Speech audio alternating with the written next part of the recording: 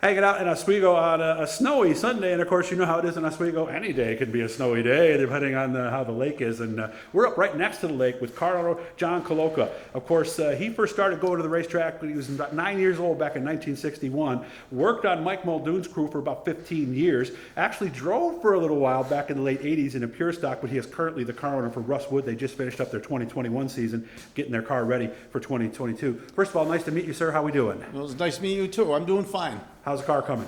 Well, we took it apart. We go through everything every year. The car wasn't painted, or the frame wasn't, and technically I don't like painting them, and I don't like powder coat. So Why? we did paint it because every time I take a panel off and see rust, I got to do something about it. So Well, what do you like about the powder coating then?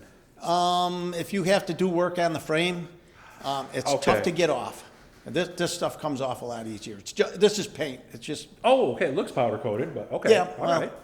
So how was last year? First year as a car owner with the Super Modified. How'd you like it? It's fun. It's frustrating sometimes, but fun.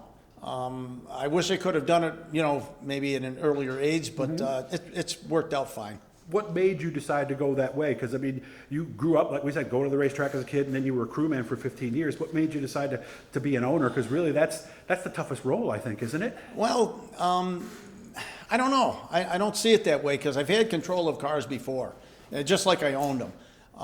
But Doug Didero and I were racing together, and he was racing 3 times a year and then Classic. And I wanted to race every week I with see. something that I built.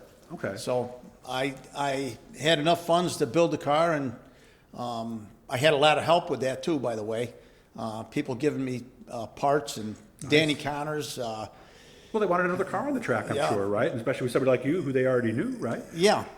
But Vic Miller, he gave me a lot of stuff. Ray Graham, they all chipped in, and here it is. Nice. Same cars last year? Yes. Okay. Made a few changes, but nothing drastic, but I think it'll be better. So what kind of things did you learn that you didn't know at this time of year last year? Sounds like it's a long list. Yeah. Well, I don't know. Was there one thing that was a surprise, maybe, that you weren't expecting? Not really. No, okay. I've been doing this for quite a while, and I just know what works sometimes, and depending on what your car is, and I know what doesn't. I can tell you that So that time as a crew member really helped you when you Oh. became a car owner. for sure. Yeah. Okay. Well, Yeah. do most car owners work on the cars? Pardon me. Do car owners work on the car? And Do they? Yeah. the Oh, most yeah. of the work? The good ones do. The good ones do. Yeah, Okay. yeah. So what thrill do you get? And this, you guys have heard me even from Doug's Dirt Diary. This is the standard question I ask car owner types. What thrill do you get out of it? I mean, you're not the one in the seat. You don't get that nervous race day stomach stuff. What Yeah, thrill you do do. you get from it? When you build something and you see it out there racing, Okay. that's what's there for me. And I haven't had too many checkered flags, but Well, they're- there's one, and we'll get to that one later. Oh, So- okay. Well, no, it's the thrill of seeing your stuff out there working. So it's a pride thing more than anything else, huh? I did that work. I was the one who made that car get out there and look at what it's doing. Well, I hate to say I because I have a lot of help with But that yeah, too. but without you, there wouldn't be a car. So- Well, yeah. yeah, so you got to give yourself some. But a lot of the guys on there. my crew, I worked with them in different crews before, and they came on to help me here. Nice. Okay. Tom Clark does all the body work for me, and he does a great job. And some of the other guys don't go to the track, but they help me in the garage here, which is a lot. Well, some guys tell me that's even more important because a lot of people want to be at the track to maybe get a picture in Victory Lane, but getting them on Tuesday night is a little tougher, right? Yes, but Okay. that is correct. Okay. Let's see. What are you planning this year? I know the big thing everybody's talking about this year at Oswego is ISMA because they have 3 races there. Yeah. Are you guys going to do some of that, just the Oswego, or what do you still not know? Well, I talked with Russ just last week about it, and I told him that I wanted to race the 3 ISMA shows at Oswego, Classic, Star Speedway, and anything else after that, whatever he wants to do. Oh, so you could end up maybe following most of it? I'm thinking it's going to be Up sporadic. in the It's, air. it's whatever he's got time for. Yeah, because he lives far away, you told me too, so he's Yeah, 6 hours but away, I think right? I think a lot of the shows will be in New England, but he does want to come down here for a few shows on a regular Saturday night. So maybe 7, 8 races, something like that, maybe? Total here, Probably 5 or 6. Five I'm or thinking. 6, okay. Yeah. So we don't even need to freshen the motor then at that point, will we? We what? Won't even have to freshen the motor after that, will we? Well, it gets done usually once a year. Okay. No At matter least- what. At least look at the bearings, right? Make sure Yeah. everything's Yeah. good. Yeah. Okay. Now we're going to get a little bit to John's deal, and I was joking with him before. I said you never actually raced, but actually you did. Brewerton and Fulton in a pure stock, and you told me you actually didn't do that bad. Well, I don't know how good it was, but we raced at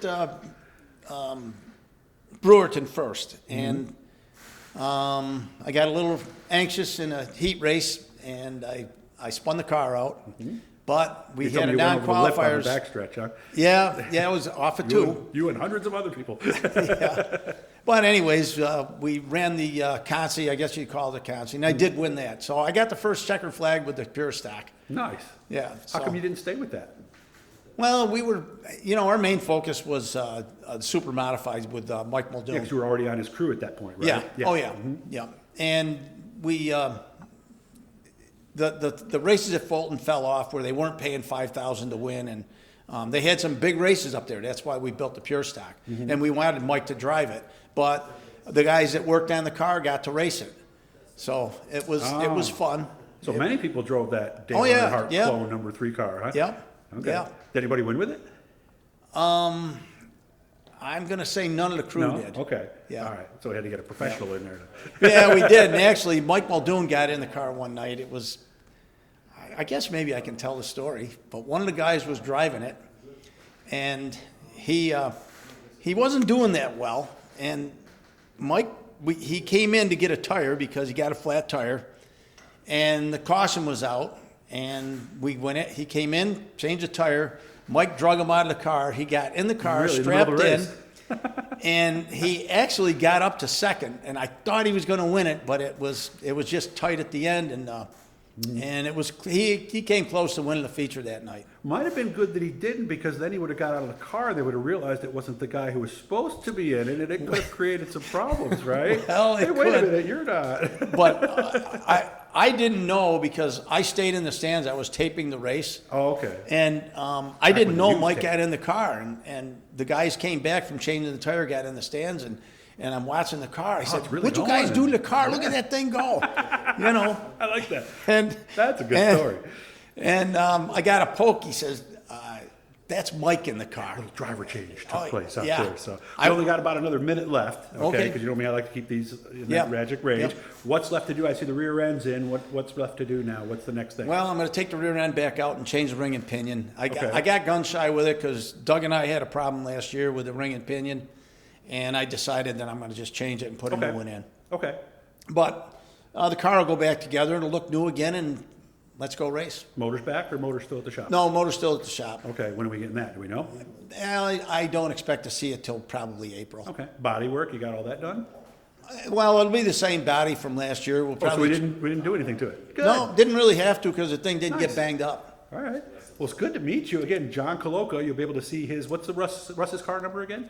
41. 41. So look for the 41. Now you know the guy who owns it, and now you know a little bit more about his background. And no, he was not one of the guys hopping cars like Jerry Curran back in the day. So good to see you, man. Really nice to meet you. And hit the blue E down there, guys. That'll subscribe you. We're doing a lot of stuff at the shops with Oswego folks and having a great time meeting a lot of new people. You take care of yourself, man. Thank you. Thanks, Doug. You have a good afternoon, and we appreciate you doing this. I appreciate you saying that. Thank you very much, Yep. sir.